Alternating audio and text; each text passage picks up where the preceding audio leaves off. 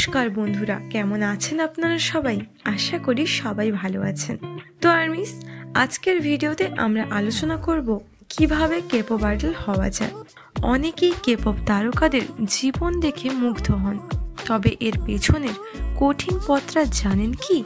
তাহলে চলুন আজ জেনে নিন কেপপ আইডল হওয়ার প্রক্রিয়া সম্পর্কে। 1 নম্বর, কঠিন পরিশ্রম এবং প্রশিক্ষণের দ্বারা।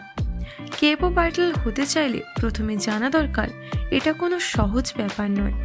প্রায় সব বড় এজেন্সি তাদের ট্রেনি হিসেবে বাছাই করা তরুণ তরুণীদের কঠোর প্রশিক্ষণের মধ্যে রাখে।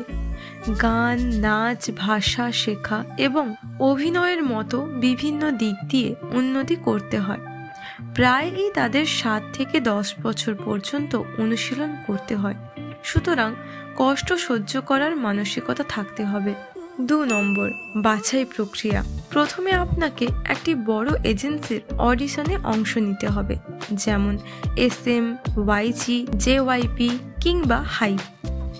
আন্তর্জাতিক অডিশনগুলো প্রচুর কন্টেস্টেন্টের জন্য খুলে দেওয়া হয়। এখানে গান এবং নাচ নিজের স্কিল দেখাতে হবে। যাদের দক্ষতা সত্যিই ভালো তারাই এজেন্সির ট্রেনিং প্রোগ্রামের জন্য বাছাই হয়। 3 নম্বর, ভাষাগত দক্ষতা। কেপপ শিল্পে সফল হতে হলে কোরিয়ান ভাষার উপর দক্ষতা প্রয়োজন, কারণ এটি কোরিয়ান সংস্কৃতির প্রতিনিধিত্ব করে। তাই কোরিয়ান ভাষা শেখাও বোঝা খুবই গুরুত্বপূর্ণ। অনেক আইডলকে প্রশিক্ষণের সময়ে ভাষার ওপর আলাদা ক্লাস নিতে হয়। 4 নম্বর, মনোবল ও আত্মবিশ্বাস। একজন সফল কেপপ আইডল হওয়ার জন্য শুধু শারীরিক দক্ষতা নয়, মানসিক শক্তিও অপরিহার্য।